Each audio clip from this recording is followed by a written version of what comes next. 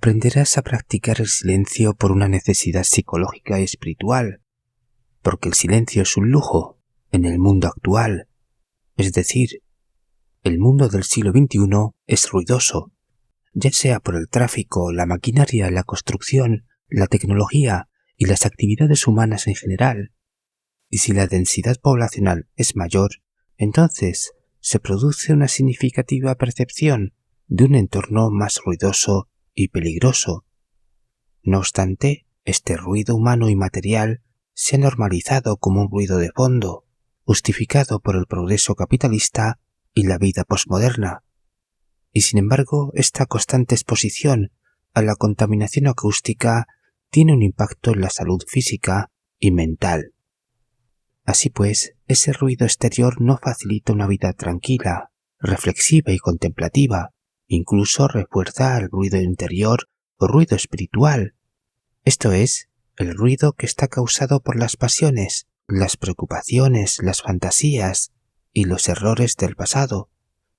Pese a ello, en el mundo actual se cree que tener los oídos ocupados o convivir con ruido externo es una conducta normal y cotidiana. Por ejemplo, se ocupa la mente con música y con la televisión con el volumen alto, para superar pensamientos negativos y reprimir emociones desagradables. Y en definitiva, para ocultar un cierto malestar y así evitar enfrentarse a la realidad. Sin embargo, todo esto no es psicológicamente beneficioso, porque solo se consigue un alivio temporal de la ansiedad, el estrés y otros trastornos, patologías que irán agravándose porque el ruido no es terapéutico, no te ayudará a esconder los problemas psicológicos. Precisamente para Carl Jung, el silencio exterior e interior está vinculado a la naturaleza del individuo y a su conexión con el inconsciente colectivo. En el primer caso, el silencio exterior se cultiva experimentando la soledad y la conexión con la naturaleza. De esta manera se produce la desconexión con el ruido externo, porque puedes reflexionar sin la saturación informativa de los medios de comunicación y sin la estimulación de la sociedad de consumo, y porque también puedes restablecer una conexión más profunda y auténtica contigo mismo, pues es una forma de regresar a la esencia más primitiva y natural del ser humano, liberándote de las construcciones artificiales y represivas de la sociedad, o al menos haciéndote más consciente de las mismas. En el segundo caso, el silencio interior, se requiere un tiempo y un espacio donde la mente pueda quitarse y abrirse a la conexión con el inconsciente, y ese silencio no es la ausencia de pensamientos, sino más bien un estado de atención plena, que se cultiva mediante la meditación y la contemplación, prácticas que permiten acceder a las capas más profundas de la psique. O sea, cultivar el silencio interior es una herramienta para el autodescubrimiento y la autoexploración de los aspectos ocultos de la psique. Es pues una puerta de entrada a la profundidad de la experiencia humana, donde los símbolos oníricos y los mensajes del inconsciente pueden emerger y en consecuencia pueden guiarte en tu viaje individual hacia la autorrealización. De hecho, el silencio interior es terapéutico y curativo. Por eso Carl Jung dijo que los viejos dioses están detrás del miedo que la gente le tiene al silencio. Es decir, el psicólogo suizo solía decir: enfrenta a los demonios del miedo y a los viejos dioses, ahora convertidos en la ansiedad, la depresión, las obsesiones, etc., porque ellos se alimentan del ruido, la confusión y el sufrimiento. Pero si tú miras hacia adentro, encontrarás el silencio, y en el silencio hallarás la experiencia religiosa o la mística espiritual con Dios. Para Jiddu Krishnamurti, el silencio del yo es la mente meditativa, aquella en la cual cesan las imágenes, las palabras y percepciones, y sólo desde el silencio interno puede cambiar la mente y el corazón. Por eso la meditación es tan importante.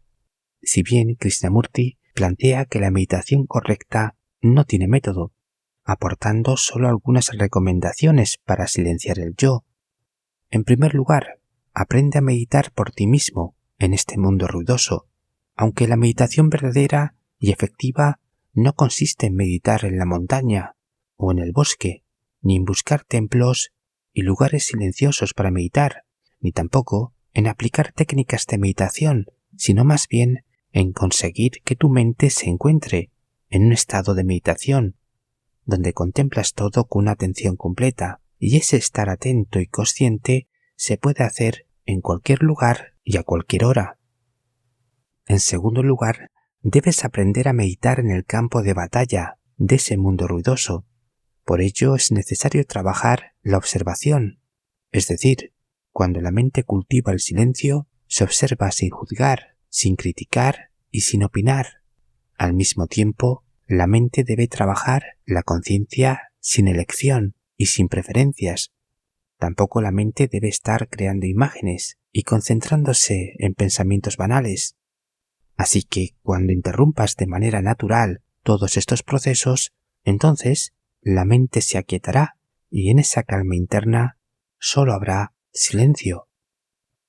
A diferencia de Krishnamurti, el budista Thich Nhat Hanh presenta un método para conseguir el silencio interior, planteando las siguientes técnicas, tales como la respiración consciente para volver al presente, la campana de atención plena, que es una campana real o imaginaria que te recuerda prestar atención y ser consciente, la escucha profunda de uno mismo y de los demás. Esto se relaciona con la escucha activa de Carl Jung. Y por último, la práctica de la atención plena mientras caminas. Sin duda, es el caminar consciente o la percepción en alerta que también recomendaba Jiddu Krishnamurti.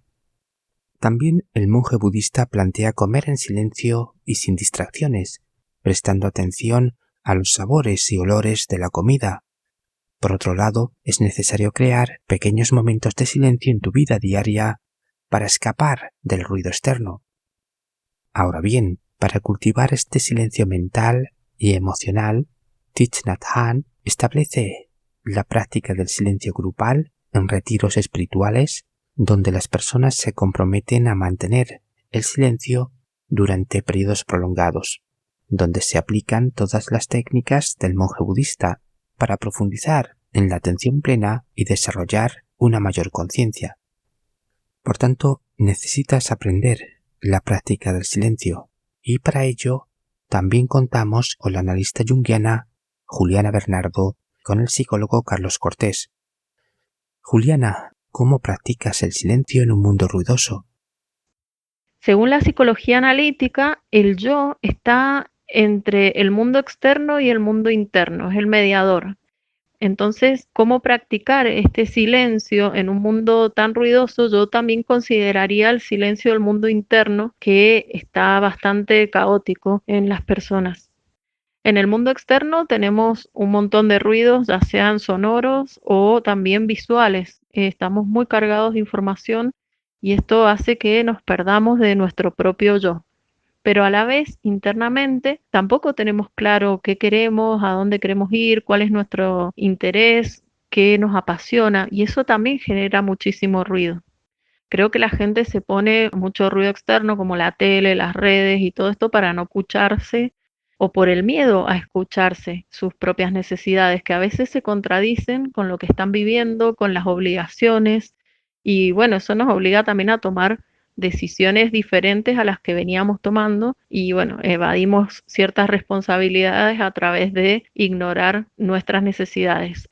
El tema es que terminamos enfermándonos, terminamos padeciendo ansiedad, depresión o incluso enfermedades físicas que nos terminan indicando hacia dónde realmente teníamos que ir. Conectar con el silencio nos permite escucharnos y respondernos a muchísimas cosas que están ya resueltas en nuestro mundo interno. Por ahí estamos atravesando algún problema, alguna dificultad que no sabemos cómo resolverla y nuestro inconsciente ya tiene la solución. Entonces, por ahí permitirnos en el día tener algunos minutos de escucha consciente, sentarnos seriamente confiando en lo que nuestro inconsciente tiene para decirnos, Realmente es de una utilidad suprema. Obviamente esto no se enseña, no se dice porque conviene que la gente esté perdida persiguiendo zanahorias como está la mayoría de la gente hoy. Recordemos también que los sueños son una gran fuente de información sobre nuestra personalidad y sobre nuestro destino. Cuando el yo se conecta con el sí mismo, que es el centro de la personalidad, todo esto fluye y el silencio empieza a ser real y productivo. Carlos, la misma pregunta. ¿Cómo practicas el silencio en un mundo ruidoso? El primer punto sería entender por qué ocurre el ruido. Ese ruido, esa rumiación, esos pensamientos intrusivos, esas preocupaciones, si ocurren, es por algo.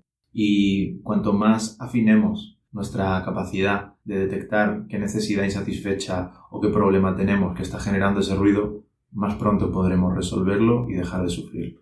Entonces, no nos quedemos en que el ruido es ruido y molesta, sino que intentemos buscarle un sentido. En segundo lugar, creo que es importante que entendamos una cosa. Yo cuando me dicen ruido lo entiendo como pensamiento rumiativo, pensamientos intrusivos, diálogo interno, etc. Entonces, si tenemos este ruido, no nos perdamos en el ruido, no nos sobreidentifiquemos con el ruido que serían los pensamientos, las preocupaciones y demás. Detrás de esos pensamientos que vivimos como incómodos suele haber una emoción, suele haber un proceso emocional intenso, poco regulado, que es el que está provocando que los pensamientos aparezcan. Entonces, tenemos que entender qué emoción hay detrás. Igual que tenemos que intentar entender la necesidad, tenemos que intentar entender la emoción. Y no quedarnos en los mensajes que nos mande la preocupación de voy a estar en la ruina, voy a ponerme enfermo, cualquier pensamiento, ¿no? Sino entender la emoción que hay detrás y tratar de cuidar de ella. Porque en el momento en que intentemos pelearnos con los pensamientos y debatirlos y cuestionarlos y etcétera, solo vamos a conseguir aumentarlos porque les vamos a estar prestando más atención. Y luego el tercer punto que diría es hacer deporte, hacer actividad física. De alguna manera estamos tan sobreidentificados con el pensamiento racional y con el lenguaje que se nos olvida que el cuerpo es el formato primordial para estar en el mundo y la actividad física es el formato primordial para estar en contacto con la realidad. Entonces, cualquier actividad física frecuente, intensa y exigente va a ayudarnos a estar más tranquilos, más descansados, más concentrados, más conscientes y a tener menos ruido mental. Y dentro de esta actividad física, pues señalaría que es importante buscar que sea un poquito exigente, cansada, que requiera atención, que requiera esfuerzo y que busquemos el estado de flow. Es decir, ese momento en el que aunque estás haciendo algo difícil, estás tan conectado y tan metido con la tarea que todo lo demás desaparece. Yo personalmente no he conocido mayor silencio de mis pensamientos que cuando estaba haciendo sparring de boxeo, de artes marciales o algo similar. Así que estos son mis consejos para buscar el silencio. Para terminar, le pregunto a la audiencia si habéis practicado alguna vez el silencio y cómo lo habéis practicado. Deja tu comentario al respecto. En mi caso fue practicando de manera natural y cotidiana el caminar consciente y la percepción en alerta, hasta que un día me percaté que mi mente estaba en silencio. Buenos días, buenas tardes y buenas noches.